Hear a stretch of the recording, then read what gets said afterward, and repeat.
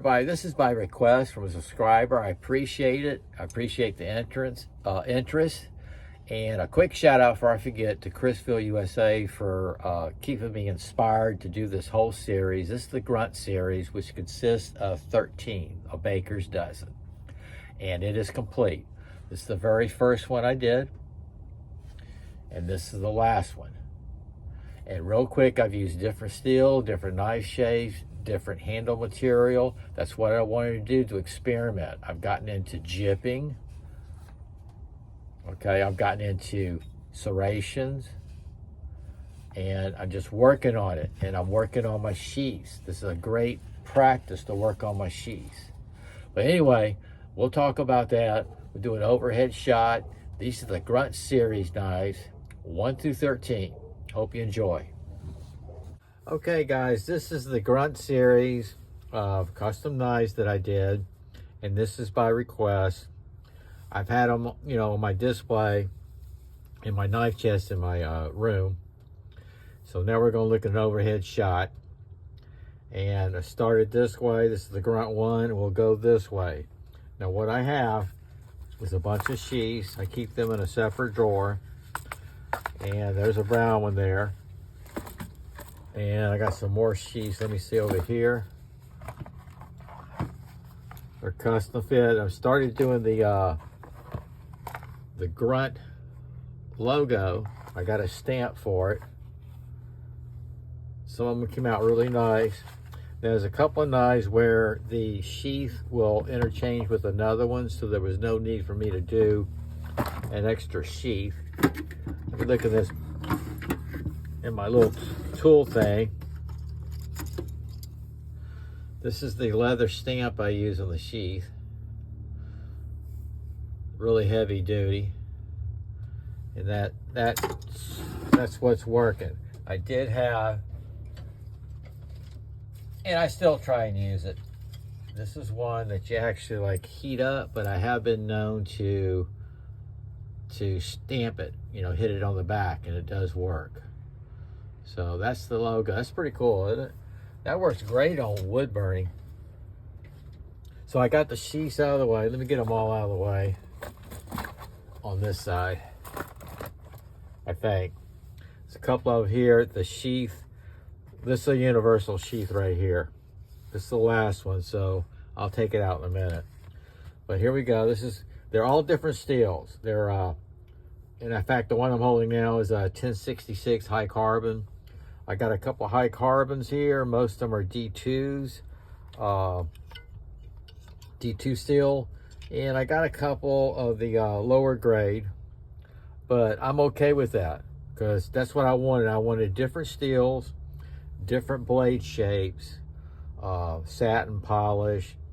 I prefer working on satin. I would love to get into bead blasted. Maybe I'll do that on the S series. I would love to get into more of that. But here's the Grunt one. Now, Grunt 1 and 2 are actually BPS blank knives. You can go on Amazon and buy the blanks and then take it from there. You buy your micarta slabs, you cut them. It's just a whole lot of fun. So that's what I do. I'm not forging these. I'm shopping online from knife suppliers too. You can buy just the knife blank, and then you take it from there and do whatever you want. And I put the skull logo on every one of them that had the lanyard hole. I got 2 knives here that there's no lanyard hole, and that's just the way it is. And again, this is a BPS series, a BPS knife. This is the size slabs I need to start off my S series. Came out pretty cool. I try to use different colors. I got different, actually this first one here, let me go back to that. This is G10, Damascus. And then we get to micarta. I love this one here, guys. This is a 440 steel. Man, I just love how this feels in my hand. It's hard to describe. It's just so comfortable. Micarta scales. I'll tell you when there's G10, everything's gonna be micarta. This one I went out of my box. I found a knife blank from a supplier that was like a stone wash. And I thought, what would be cool than to get this yellow and black that I've seen. And you know what? It came out really cool, I thought. This is the one I used for the Choir Outdoors sandwich slice. This is the one I used for Christmas, the Christmas dinner. Check that out. I chose this one because of the green. It's kind of festive for Christmas. This is a Wicked Blade right here. This is that's D2 steel too. This is a high carbon steel, Tonto. Check that out. That's how the blank came, so I went for it. This doesn't have a lanyard hole on it, but it came out really nice, I thought. I thought the red would look good with the Tonto. Micarta. But some of these colors you're going to see again in my Scout series. I love this one. This is a real fun one to throw here. It was just a nice shape. Came out really nice. That's black on black. That's G10.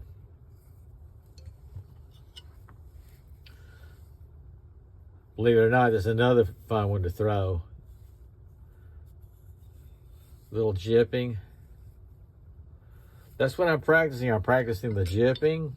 I got into, I got my bits for the different size. And it's working out really good. I got these bits off of Amazon that fits your Dremel tool. And I forget what you call them, but man, they cut through. In fact, if I have to widen out the holes underneath for my hardware, they work. It's just a matter of not overheating the steel, the blade. You know what to do with that.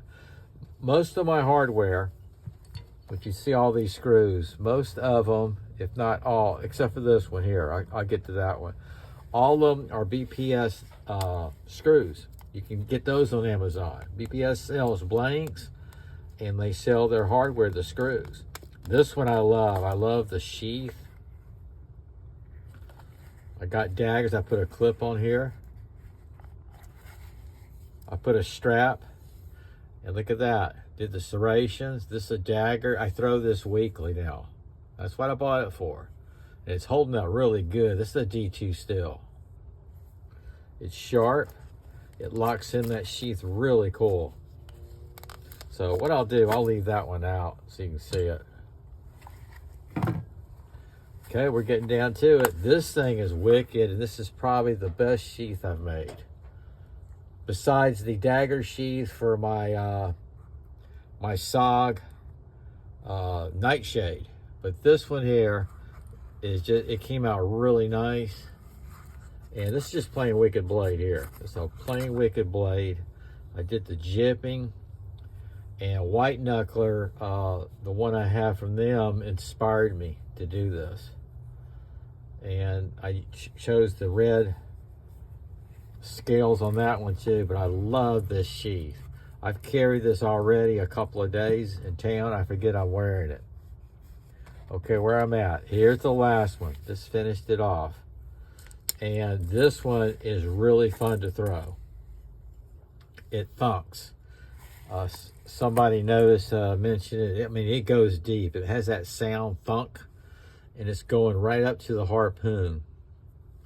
It's got some weight. It's probably the heaviest one of all. Here's when I got really aggressive with the whole thing. I did the jipping, not too deep, not too sharp. See how far I did that? I did the partial serrations, just perfect. It cuts rope perfect. I sharpened the swedge right here.